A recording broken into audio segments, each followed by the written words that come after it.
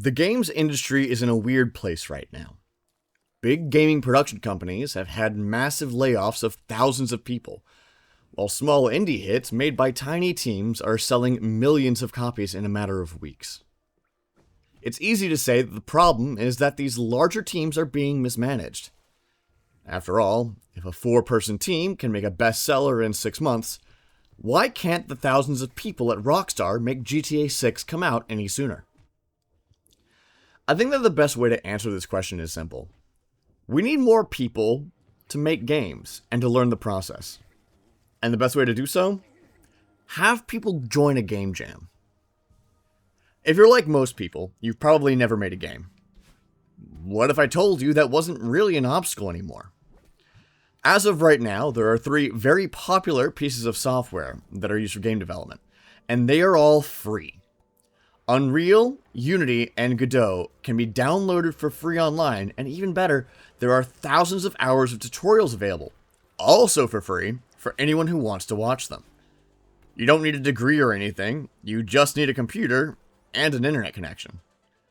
And if you're worried about how long it will take, just look up "make a game in 1 hour" and you'll find dozens of tutorials.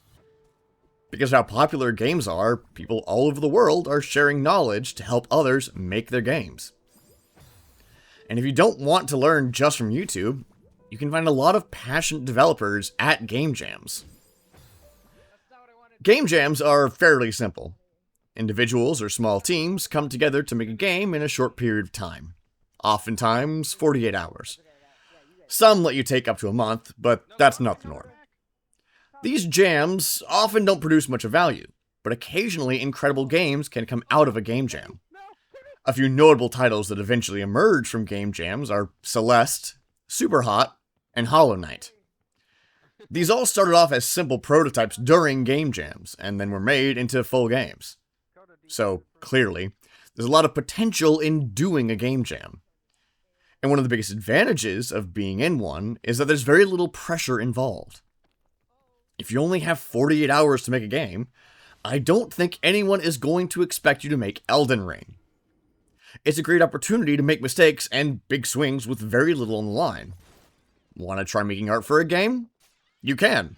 Draw some stick figures. Want to try your hand at making game music? Find a computer with GarageBand and have fun. Do you want to try writing a script for a game? You can do that. If it goes well, then you can brag about it to your friends and walk away knowing you did something cool. And if it doesn't, you only spent a single weekend on it. No big deal.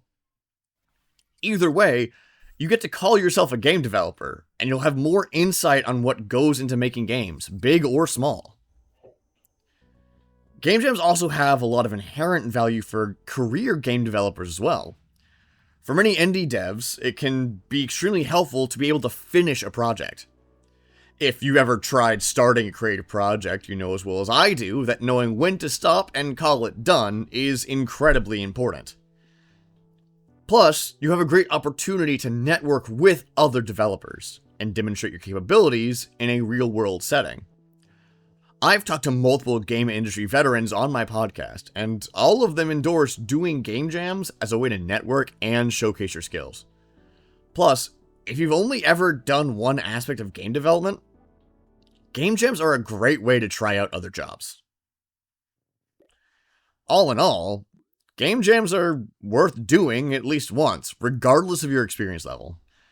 Whether you've never touched a command line, or have been working in games for a decade, it's a great opportunity to make like-minded friends and make some cool games along the way. If you liked this video, subscribe and leave a comment telling me about what your dream game looks like. And if you want to talk about games, feel free to head on over to the Discord.